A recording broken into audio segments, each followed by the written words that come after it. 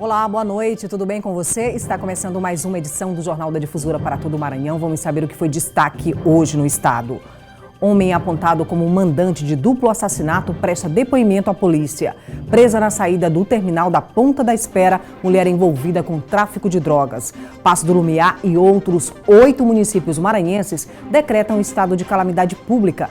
Donos de bares e restaurantes discutem medidas para a reabertura programada para sábado. E no dia de São João, carreata reúne no centro da capital dezenas de fiéis em homenagem ao santo. Essas e outras notícias a partir de agora no Jornal da Difusora. Seja bem-vindo à sua casa.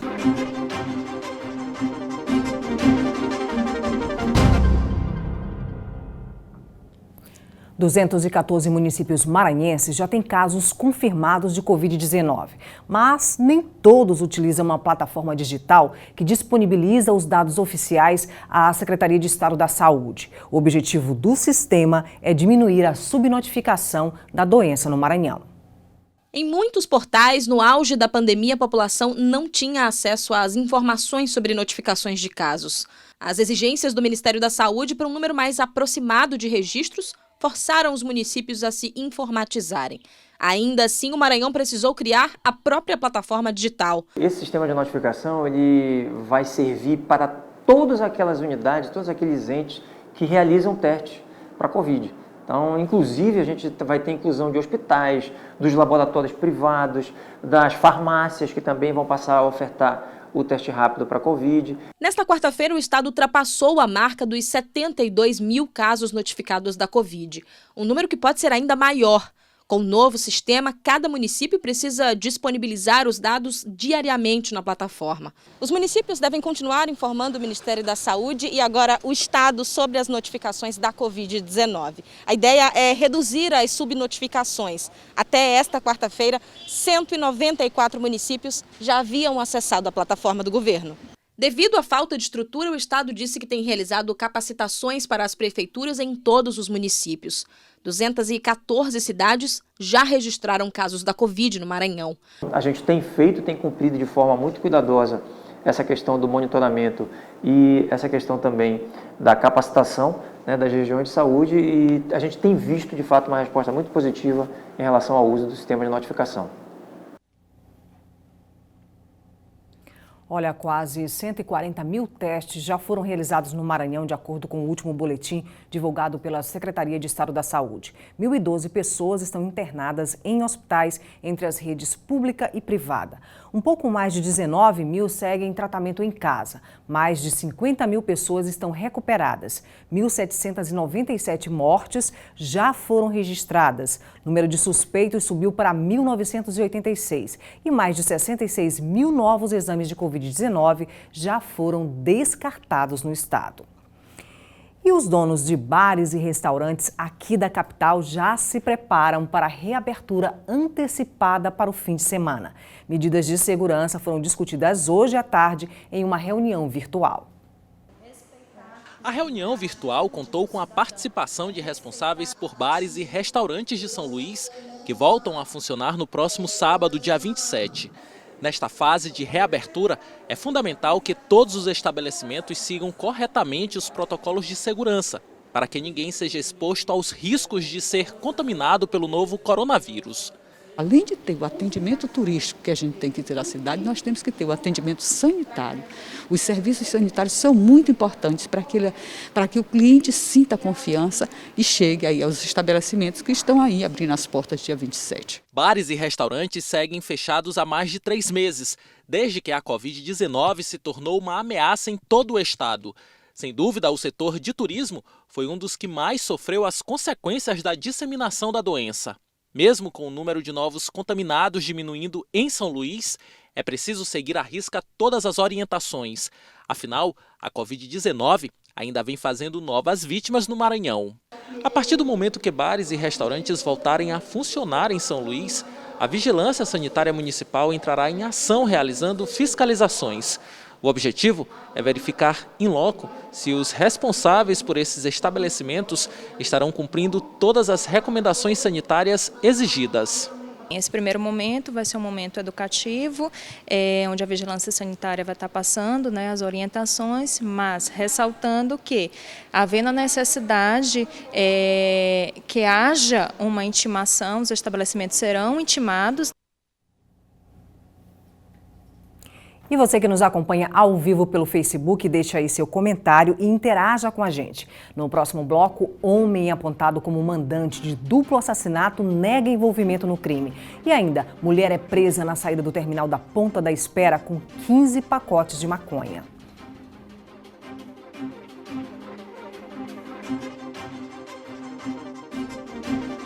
De volta com o Jornal da Difusora, e o homem apontado como mandante de um duplo assassinato que aconteceu no início do mês já se encontra na capital. Apontado pela polícia como mandante do crime, o ex-marido de Graça Oliveira chegou à Superintendência de Homicídios e Proteção à Pessoa na tarde desta quarta-feira.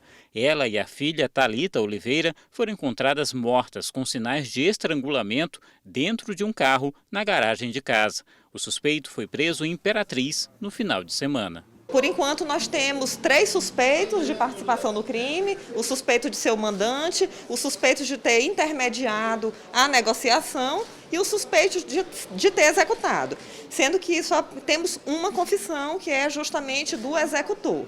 Outras 2 pessoas foram presas por suspeita de participação. O pedreiro, que confessou ter executado a ação, e o chefe de obras, que teria intermediado a negociação. Ambos trabalhavam na casa vizinha à das vítimas. O intermediador nega que conheça o executor, nega que conheça o mandante, e o suspeito de ser o mandante ainda vamos interrogar daqui a pouco. Uma mulher foi presa hoje no terminal da Ponta da Espera com pacotes de maconha. Ela trazia a mercadoria dentro de um ônibus que vinha do interior do estado. Os 15 tijolos de maconha estavam dentro de uma bolsa. Segundo a polícia, a maconha vinha do município de Mirinzal, na região da Baixada Maranhense. A droga foi apreendida durante uma abordagem de policiais da Senarc, na Ponta da Espera, já aqui na capital São Luís. A droga foi encontrada pelos policiais graças à ajuda dos cães Vini e Baruque, da Polícia Civil. Os tijolos de maconha eram trazidos na mala de uma passageira dentro de um ônibus que estava embarcado no ferryboat. Na entrevista inicial lá no terminal, ela alegou que não sabia o conteúdo dessa mochila, dessa mala, dessa bolsa que recebeu e apenas estaria trazendo aqui para a sede da Senarc. Se comercializada, a droga renderia ao tráfico aproximadamente R$25 mil. O trabalho da polícia faz parte de uma série de ações que acontecem dentro do Dia Nacional de Combate às Drogas, celebrado no dia 26 de junho. Nossas ações tanto acontecem aqui na capital do estado, no terminal do passageiro, no terminal rodoviário de São Luís, em outros pontos da cidade, em outros pontos esses que são levantados aqui pelos nossos policiais, também no interior do estado. A gente tem nossas equipes também que estão intensificando as ações na cidade de Timon, na cidade de Caxias, na cidade de Imperatriz e outras cidades quando é necessário nossa presença lá. E vamos lá para a região Tocantina. Nos primeiros 15 dias deste mês, mais de 100 focos de queimadas já foram registrados no Maranhão. E segundo especialistas, o período de estiagem só deve acabar em setembro. A câmera de segurança de uma residência registrou o momento em que uma bomba foi jogada nesse terreno localizado no bairro Santa Inês, em Imperatriz, região já bem conhecida pela alta incidência de queimadas.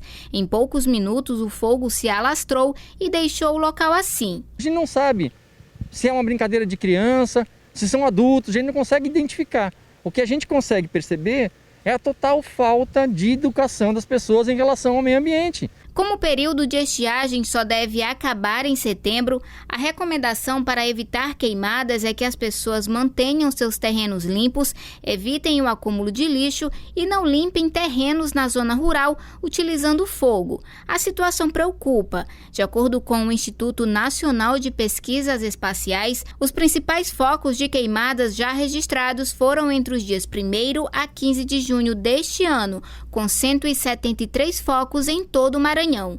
Esse período de junho é um período tranquilo, né? Mas provavelmente os meses de julho, agosto e principalmente setembro são muito críticos aqui para a unidade nessa questão de incêndio florestal. O clima seco propicia as queimadas porque a falta de chuva prolongada deixa o solo e a vegetação ressecada, o que facilita o alastramento do fogo, que muitas vezes pode sair de controle e causar transtornos. Segundo o Corpo de Bombeiros, esses incêndios podem ter origens criminosas, naturais, queima de vegetação, e a orientação é fazer contato com os bombeiros por meio do telefone de emergência, que é o 193.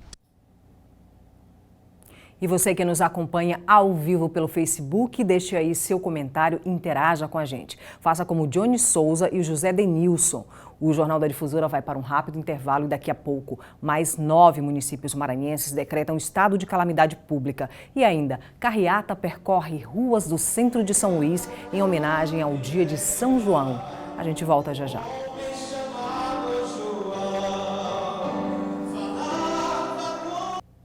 De volta com o Jornal da Difusora, e um decreto da Assembleia Legislativa do Maranhão aprovou por unanimidade o estado de calamidade pública em 9 municípios. Entre eles está Passo do Lumiar, pertencente à região metropolitana de São Luís.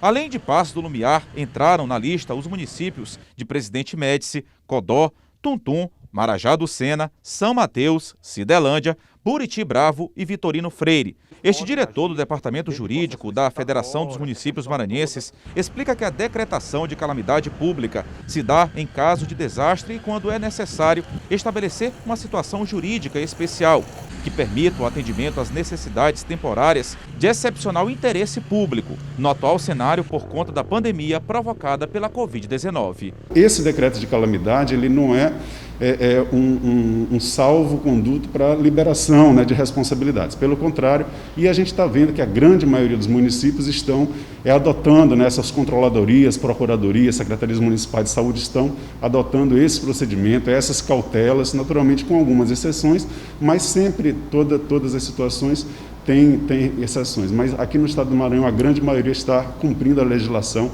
e procurando, né, fazer como os órgãos de controle determinam. O diretor do Departamento Jurídico da FAMEM lembra que mesmo com contratos emergenciais é preciso responsabilidade por parte dos gestores no trato com os recursos. A medida emergencial e essa possibilidade de contratação se dá fundamentalmente por conta da grave crise de saúde pública decorrente da pandemia e as repercussões nas finanças dos municípios. Esse período vai se alargar um pouco e vai haver a possibilidade de continuar as transferências, realização de obras, recebendo recursos do governo federal e do estadual até o mês de agosto, mais ou menos, porque vai ter um plus aí de 42 dias, em tese, de prorrogação. Bom, e as eleições 2020? O Senado aprovou ontem, em sessão remota, a PEC que adia as eleições municipais deste ano.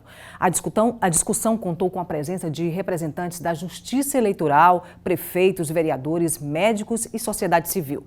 O senador Everton Rocha foi o relator da proposta. A proposta adia para 15 de novembro a data de realização do primeiro turno das eleições municipais de 2020.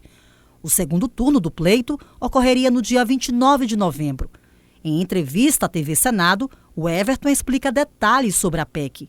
No primeiro momento, o relatório que eu já tenho em mãos é, claro, que passivo de mudanças, por isso que nós vamos realizar essa comissão geral, mas eu passei o final de semana todo realizando várias conferências, reuniões com especialistas da área do direito eleitoral, com a sociedade civil organizada, com ex-ministros e o ministro Barroso, conversando, trocando ideias justamente para nós podermos construir um relatório com várias mãos, transparente, democrático e objetivo. Vereadores em Caxias analisam sobre a possibilidade de mudança de data das eleições deste ano. Eu espero a Deus que nós possamos fazer em novembro, porque o que nós assistimos pelo país aí afora é que nada tem diminuído, tem aumentado. Especialistas em direito eleitoral e membros da ABRADEP, Academia Brasileira de Direito Eleitoral e Político, também analisam o assunto. Debates sobre a prorrogação das eleições vêm sendo realizados desde o surgimento da pandemia da Covid-19. Alguns pontos ainda podem ser levantados. Vamos lembrar que foi apenas a aprovação no Senado. e que essa proposição, que foi da relatoria do senador maranhense, o Everton Rocha, ainda deverá ser aprovada na Câmara. E já existem algumas movimentações onde a votação na Câmara não será tão célere e tão pacífica quanto foi no Senado. O debate continua. A PEC prevê o início da propaganda eleitoral a partir de 26 de setembro, inclusive na internet. É importante ressaltar que o adiamento das eleições se faz necessário por questões sanitárias que o momento de pandemia exige. O importante, segundo os analistas políticos e senadores que votaram a proposta, é que todo esse processo eleitoral respeite a Constituição e aconteça ainda em 2020. O texto prevê que em locais que apresentem risco sanitário por conta da pandemia, a eleição poderá ser adiada até 27 de dezembro, mediante aprovação do Tribunal Superior Eleitoral e acompanhamento da Comissão Mista da Covid-19 no Congresso Nacional. Como foi dito na reportagem, o texto segue agora para a Câmara dos Deputados, onde também será analisado em 2 turnos e precisa de 308 votos para aprovação. Bom, e a quarta-feira foi voltada para as homenagens a São João. Veja na reportagem de Ciro Mineiro. Para celebrar a data especial, uma missa foi transmitida pelas redes sociais.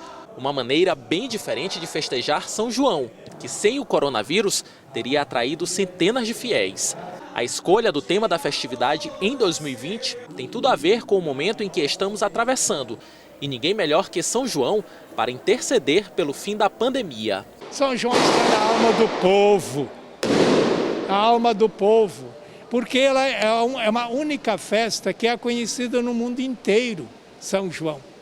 E ele que é na alma do povo maranhense nem se fala, que realmente através da sua cultura eles comemoram com coração esta festa. Mesmo a igreja não realizando celebrações presenciais, muitos fiéis fizeram questão de irem até lá, prestar homenagens ao santo. Foi o que fez a Camila, que já teve pedidos atendidos por São João. Pedi uma vez e foi atendida rápido. Esse ano não houve procissão. Após a missa virtual, a imagem do santo seguiu em carreata por diversas ruas do centro de São Luís, uma forma de evitar o máximo de contato entre os fiéis. Nas portas das casas, várias pessoas saudaram a passagem do santo. Além da religiosidade, São João também é bastante lembrado e reverenciado pelas brincadeiras juninas.